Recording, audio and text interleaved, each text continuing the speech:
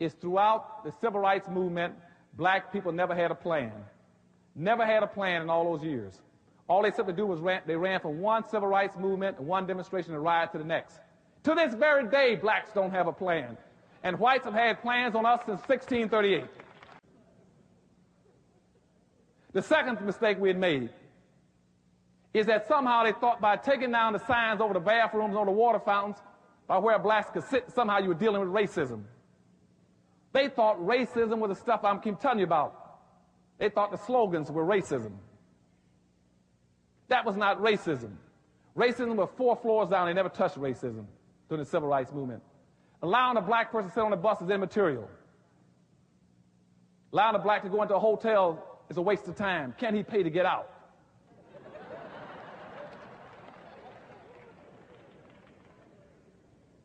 And the third mistake we made was that we never created an institution that would educate our young black kids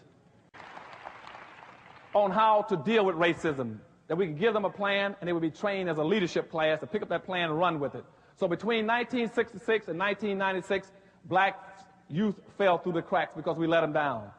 We let them down for a number of reasons. One, because we pursued integration when we should have been pursuing desegregation.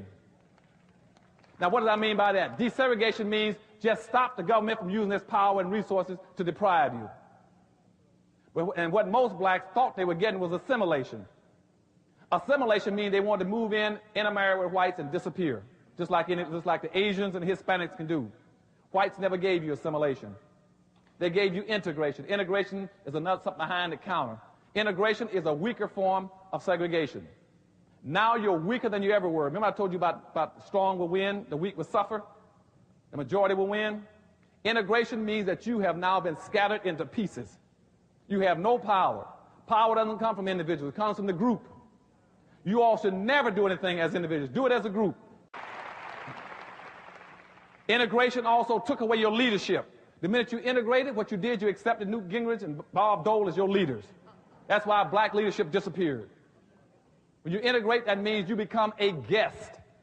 Integration means black people become G-U-E-S-T-S. You're a guest. You're a guest in everything everybody else owns and controls. You're a guest in their hotels, their restaurants, their airlines, their neighborhoods, their schools. You don't own anything in America because you volunteered to become guests. And before integration, blacks had their own communities. They had their own resources. They had their own businesses all over this country.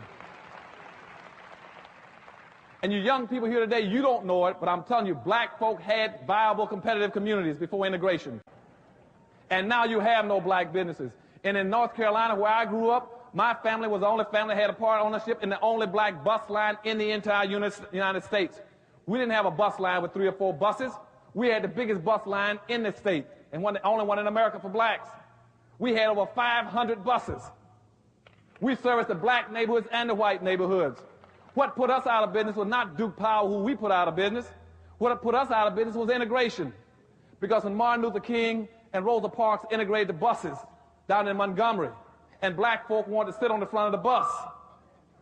When they got to North Carolina, the people in North Carolina, the blacks said, we want to sit on the front of the white buses too. And we said, but we don't have any white buses up here. They said, well, get some so we can sit on the front of them.